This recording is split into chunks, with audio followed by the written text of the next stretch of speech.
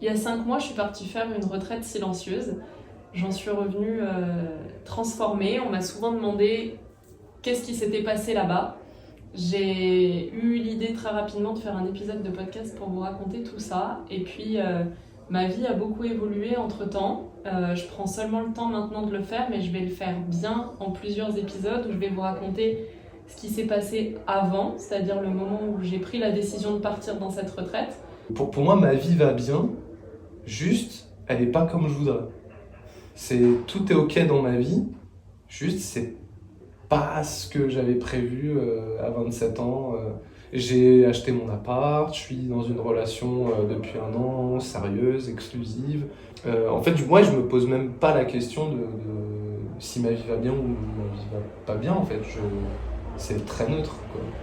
Donc moi, ma vie, à quoi elle ressemble avant la retraite, contrairement à ce que tu as dit, moi je me suis posé plein de fois la question de est-ce que ma vie me convient, est-ce que ça ressemble à ce que je veux. C'est la base de tous les questionnements que j'ai dans ma tête, c'est aussi la base de mon travail, aussi bien mon travail sur moi que mon travail avec les autres.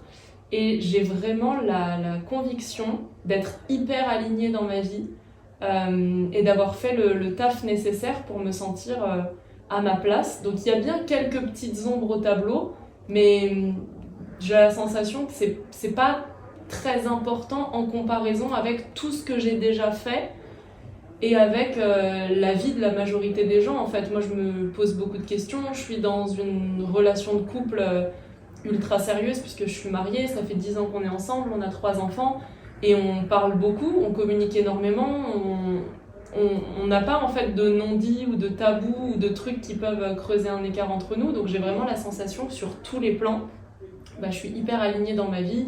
Je fais un boulot que j'adore, alors certes je travaille beaucoup, mais comme c'est un métier passion, j'ai pas la sensation de travailler ou de faire des sacrifices. Parfois je me surmène un peu trop parce que je lance plein de choses à la fois, puis c'est à moi d'en gérer beaucoup et du coup je m'épuise un peu dans tout ça. Mon état d'esprit, c'est j'ai envie de calme et de repos.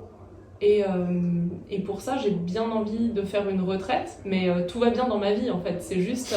Toi aussi. Ouais, moi tout va très bien dans ma vie, et j'ai un côté que je vois maintenant où je me pensais supérieure à beaucoup de gens, tu vois, où je me dis, moi j'ai fait le taf et je sais que j'ai une vie qui est plus haute dans les standards que la majorité des gens qui se sont pas posé de questions ou qui n'ont pas osé dépasser certaines peurs, etc. Tu vois, j'ai un côté assez hautain finalement que je vois aujourd'hui avec le recul, dans lequel j'étais en pensant que j'avais une espèce de forme de supériorité comme ça parce que j'avais fait le taf. Donc j'en suis là en fait dans ma vie. Un peu énervé, je lui dis ouais je vais venir, c'est bon, tu vois, genre ok, t'as pas envie de parler, vas-y c'est bon, laisse tomber, oui je viens la semaine prochaine, ça me fera plaisir de te voir, ça me fera plaisir de voir Jeanne.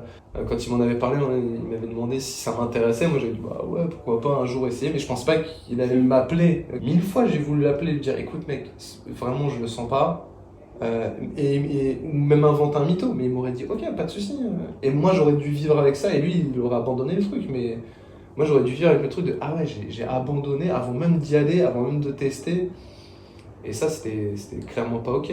J'ai pas pris de vraies vacances en 9 ans d'entrepreneuriat maintenant. J'ai jamais pris un vrai temps où j'ai coupé mes mails, j'ai coupé mon téléphone, mes réseaux sociaux, etc. Et donc je me suis dit, j'ai envie d'aller au niveau supérieur du repos, parce qu'en fait sinon je vais exploser en plein vol. Là c'est vraiment la première fois où j'ai senti ma limite de à quel moment est-ce que je vais craquer si je continue à ce rythme-là. Et moi, dans mon esprit, je vais partir me reposer dans un lieu où on va pas me parler, où je vais être obligée de parler à personne. Donc le kiff, en fait, pour moi, à ce moment-là. Et je m'imagine pouvoir passer la journée à faire des activités ou regarder Netflix dans mon lit. D'accord. Je m'emmène une tablette de chocolat dans ma valise. Enfin voilà, pour moi, c'est genre les vacances, en fait. J'y vais en toute détente. J'ai bien vu qu'il y aurait du silence et ça me convient, mais je crois que j'ai pas mesuré ce que ça voulait dire que de faire une retraite silencieuse. Et ils me disent tous, bah écoute, les premiers jours c'est l'enfer. Tu vas avoir l'impression de crever. Ouais, tu vas avoir l'impression de mourir. Et après ça va. Et moi, je suis comme, bah non, ça va pas se passer comme ça parce que, enfin, ça va pas l'air si compliqué que ça de fermer sa gueule pendant 6 jours. Et il y en a une, donc Virginie, qui est une fumeuse, qui est une grosse fumeuse même, et qui me dit, mais enfin, tu fumes? Je fais ouais. T'as déjà arrêté? Je fais non. Et elle me dit, bah, t'as prévu d'arrêter? Je fais ouais. Et ok, ça va être dur. Tu- Challenge supplémentaire. Ouais, tu l'avais pas vu ça, mais. Et moi, je veux tout. À ce moment-là, je suis non, mais tranquille. J'ai fumé 2 clopes, on va tenir pendant 6 jours, c'est bon. Oui, puis partant aussi du principe que t'as pas l'impression d'avoir ni de problème ni d'addiction. Non, Tu j'ai vois, pas toi, de dans ta problème. tête, t'arrêtes quand tu J'ai- veux, y a ouais. pas de souci. J'ai pas de problème, tout va bien dans ma vie. Mm. Je fume des bédos parce que ça me fait kiffer, je fume des clopes parce que j'aime fumer, et j'ai pas de problème. Et je me suis dit, en te voyant, du coup, je me suis dit, elle, faut surtout pas que je l'embête.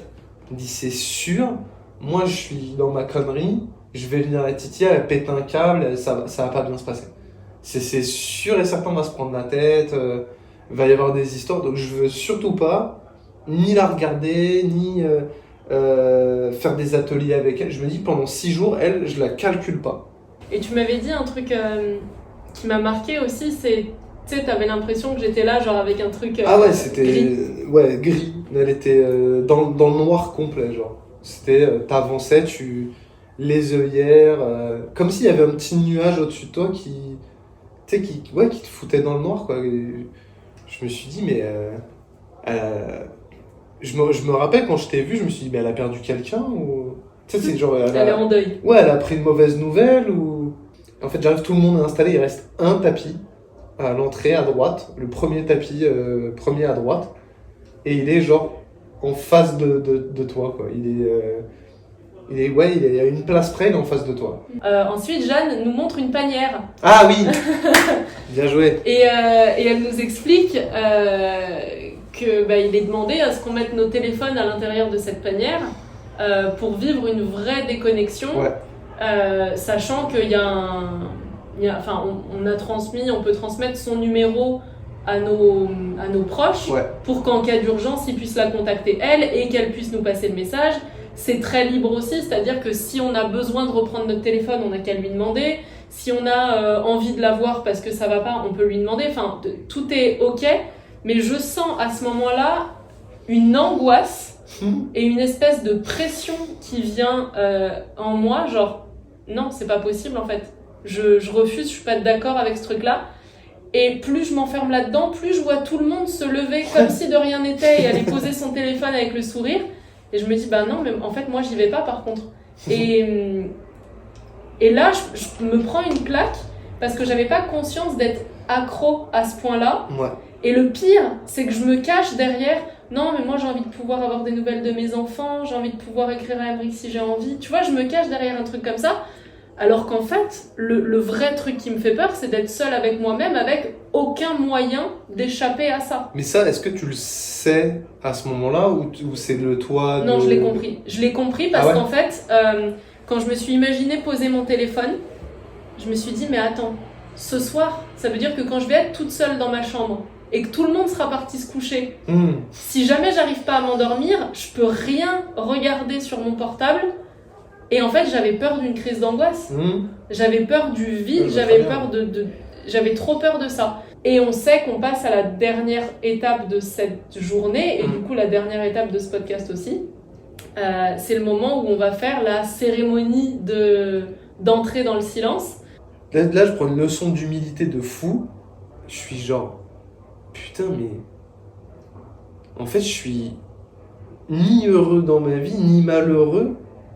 Mais j'expérimente rien, quoi. Je suis là, dans ma vie, et je les écoute parler, et moi, tu sais, j'essaye de me dire, il y a un moment donné où je vais devoir y aller, parce que je vais être honnête aussi, comme ils le sont avec moi, et qu'est-ce que j'ai à leur dire, quoi? Je sais pas quoi leur dire. Waouh, enfin, tu vois, tout le monde vient avec sa peine, en fait. On déballe tout. Et moi, dans ma tête, je suis en train de préparer mon discours, tu vois, genre, ok, qu'est-ce que je vais leur raconter et tout. Puis à un moment donné, tu sais, je me rends compte qu'à mesure que j'écoute les histoires des gens, j'ai perdu les idées que j'avais avant, donc je me dis, bah, vas-y, de toute façon il va falloir que tu passes à un moment donné, vas-y. Donc je prends le bâton et j'ai oublié tout ce que j'avais prévu de dire et je commence mon intervention par cette phrase où je dis « Moi j'adore ma vie » et en fait je me mets à pleurer. Et je me mets à pleurer mais vraiment j'ai l'impression que j'ai toute la tristesse de ma vie qui remonte à ce moment-là et je l'ai pas vu venir une seule seconde. J'ai vraiment l'impression que au moment où je dis j'adore ma vie pour de vrai. Tu vois, il y a un truc de je suis pas en train de vous mentir. Et pourtant, quand je le dis, ça me fait pleurer de fou. Et du coup, tu sais, à ce moment-là, j'ai un moment dans ma tête de panique, genre what the fuck, qu'est-ce qui est en train de se passer? Pourquoi est-ce que je suis en train de pleurer comme ça sur ce truc alors que tu sais, je pense que j'étais beaucoup dans le contrôle en fait. Qu'est-ce que je vais pouvoir leur renvoyer comme image? Qu'est-ce que je vais pouvoir donner comme argument, comme machin? Je me dis putain, je comprends pas moi-même pourquoi je pleure comme ça. Je sais même plus de quoi je parle en fait après, mais genre bah voilà, je dis pas que j'ai des enfants. Je parle même pas de ma boîte, non. Je dis juste que je crois que je suis fatiguée, tu vois, genre je viens chercher du repos, du calme. Ouais. Mais moi je me rappelle surtout quand t'as pris la parole, du coup moi j'ai le truc de il faut pas que je l'approche, faut pas que je la dérange, faut pas que. Parce qu'elle est dans son truc, ça va pas. Et tu sais, commence le truc par j'adore ma vie mais je suis pas heureuse. Et moi je fais waouh, c'est pire que ce que je pensais en fait. Tu sais, je me dis, ah ouais, là elle va vraiment, faut vraiment pas que je la dérange quoi. Faut vraiment pas que je l'embête dans son truc. Et quand t'as pris le bâton de parole, t'as commencé de parler, mais tout juste, tu vois, genre t'étais dans ton intro. Il y a 3 choses qui me sont venues, mais c'est très bizarre à expliquer. C'est comme des messages genre qui me viennent d'un coup. Comme si on me disait des choses à l'oreille, tu vois, un truc de je sais. Et ces 3 choses, c'était il ressent beaucoup de tristesse, il a une solitude, une sensation de solitude qui est énorme, et le truc pour le guérir de ça, c'est qu'il faut lui donner de l'amour. Et j'ai ces 3 choses-là qui me viennent, et je me dis, hein, pourquoi j'ai pas ça pour les autres? Genre, j'ai pas entendu de message pour les autres, je suis dans la compassion, je suis dans l'écoute, tout pareil, mais toi, il y a un truc où c'est comme si je connais ton histoire, genre, je sais pourquoi t'es là, je sais ce que tu viens chercher, je sais ce qu'il te faut, et du coup, quand tu racontes, tu vois, l'alcool, les drogues, machin, c'est comme si j'étais genre, bah ouais, je sais. C'est comme si on avait déjà parlé avant, ou je sais pas d'où ça vient, mais en fait je découvre rien quand tu parles. Et même à un moment, tu parlais de solitude pendant ton intervention, là, ton passage. Et tout ça, c'était comme, ben je sais déjà tout ça, genre je sais qui tu es. Tu vois, il y a un truc très très étrange à ce niveau-là, mais vraiment je me souviens de ces 3 choses-là particulières, la tristesse, la solitude, et le remède à ça pour lui, c'est de l'amour. Il en a pas assez, genre.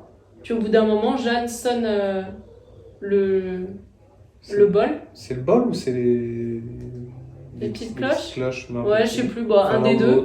Elle sonne un des trucs, et puis ça y est, bah, on capte qu'en fait, on est tous dans le silence, donc voilà, c'est terminé.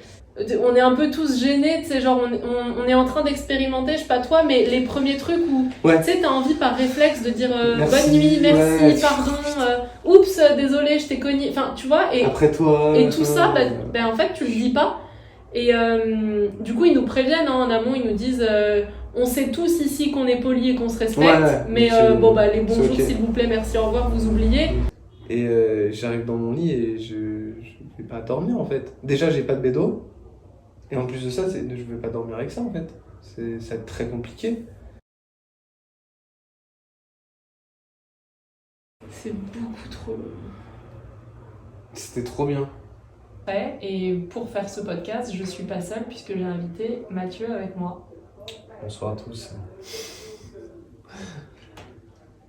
Ah ok, super, merci pour ton Tu m'as pris de quoi? Ok, c'est pas grave. Je peux te dire 2 choses? Ouais. Quand tu veux rajouter un détail mais que t'as pas l'info du détail, ne le dis pas. Parce que là, du coup, je vais devoir rechercher. Il y a 2 moments où tu m'as fait ça. Mais du coup, c'est pour rien. Vas-y, fais un truc. Là, toi. Je fais la roue, je jongle, je fais comme... J'adore, fais un truc. Attends, j'ai vraiment un truc. Ok, J'ai c'est un bon. chenil dans la gorge. Oh. Est-ce que tu peux reculer un tout petit peu ton genou? Il faut que non. je m'assoie différemment. Viens, on refait. Non, non, non, non, je referai pas le début. Oh putain, c'est bien. On est dans l'épisode 1. Bonsoir à tous. Bonsoir Mathieu. On peut faire des applaudissements. Il y a un chauffeur de salle à côté. Oh. C'est genre... Ça, on va regarder ça par contre. Parce que j'aime beaucoup ça.